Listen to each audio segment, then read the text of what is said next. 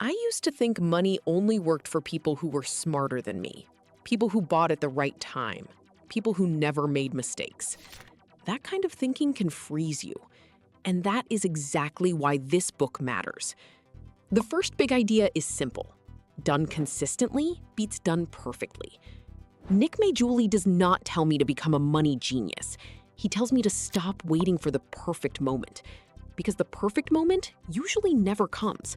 And while I wait, I do nothing. That hit me because this is how a lot of us live. We keep asking, am I doing this right? But the deeper point is that wealth is not built by one amazing move. It is built by a system I can repeat. So instead of trying to predict the future, I can build a plan I trust. Save, invest, repeat. That is not flashy, but it is real. And real is what changes lives. What I like about this part is that it tells the truth about money without shaming people. Saving matters a lot when I do not have much. If I keep even a small part of each paycheck, that habit can build real safety over time. But Maggiulli also shows something people miss. As income grows, earning more can matter even more than cutting tiny costs. That does not mean I should ignore spending. It means I should not get stuck in small thinking. Here is the pattern break. Skipping a few coffees is fine, but a better job, a raise, or a new skill can change the whole picture. Both matter. They just matter in different seasons. For me, this is where money advice becomes useful. Most people do not need guilt. They need clarity. If I am early in my journey, saving is my first job. If I have more room to grow, income becomes a huge lever too. The point is not to do everything at once. It is to use the right tool at the right time. This is the part of the book that feels like a deep breath. Nick keeps bringing me back to one simple move. Just keep buying. That means I do not need to guess the market. I do not need to wait for the news to feel calm. I do not need to know if stocks are at the top or bottom. I can invest on a steady schedule with the same habit over and over.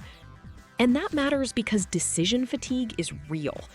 When money feels emotional, I want to stop and rethink everything. But the book says the better move is often boring. Put money in automatically. Let time do the work. I think this is where a lot of people get stuck. They want the perfect entry point, so they never enter at all. But a system that keeps working through normal life is more powerful than a smart plan I cannot follow. For me, this idea turns investing from a big, scary event into a repeat habit. That shift changes everything. I think this is one of the most helpful parts of the whole book. It reminds me that fear is not a plan. Markets move up and down. Headlines get loud. People panic. Then they act on the panic. They buy when everyone feels excited, and they sell when everyone feels scared. And that is often how returns get hurt more than by the crash itself. The book's answer is not to pretend risk is fake.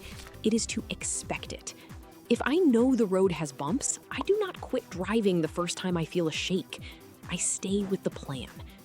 That is the big difference here. Maggiulli is not asking me to be brave in a loud, fake way. He's asking me to be steady. Steady is underrated. So when the market drops, I do not need a new identity. I do not need a new opinion every time the screen turns red. I need a long enough view and a calm enough system to keep going. That is how fear loses its power. What makes this book different is that it does not act like money is the whole point. It treats money like a tool. That means big choices, like buying a house, should still fit the larger picture. A home can be wonderful, but the question is not just, can I get approved? The better question is, can I afford this and still save, invest, and live well after? That is a much wiser test. I like this because it respects real life. Housing is emotional, spending is emotional, life is emotional, but money decisions still need a clear frame. The same idea applies to spending in general. The book is not anti-fun. It is not telling me to live like a robot. It says I should automate the good choices first, then enjoy what is left without guilt. That feels healthy to me. Most people do not need more pressure. They need a money system that lets them breathe. When the plan is simple, money stops feeling like a daily fight. The strongest lesson I take from this book is not just invest more. It is build a plan I can actually keep. That means I earn when I can. I save with purpose. I buy on a schedule. I do not panic when the market shakes. I do not stretch my life so thin that I cannot keep going. And I do not need to be perfect for any of it to work. That is the kind of money advice I trust. Not advice that sounds smart for 1 week. Advice that still works on a tired Tuesday. If I had to put the whole book into one line, I would say this: stop waiting for the perfect time and start building a system that lasts. I like that because it gives me relief, not pressure. And for me, that is what good books should do. They should make life clearer. If you want more book ideas made simple, subscribe to the 5-Minute Shelf. I share the lessons that help me think better, spend better, and stay steady for the long run.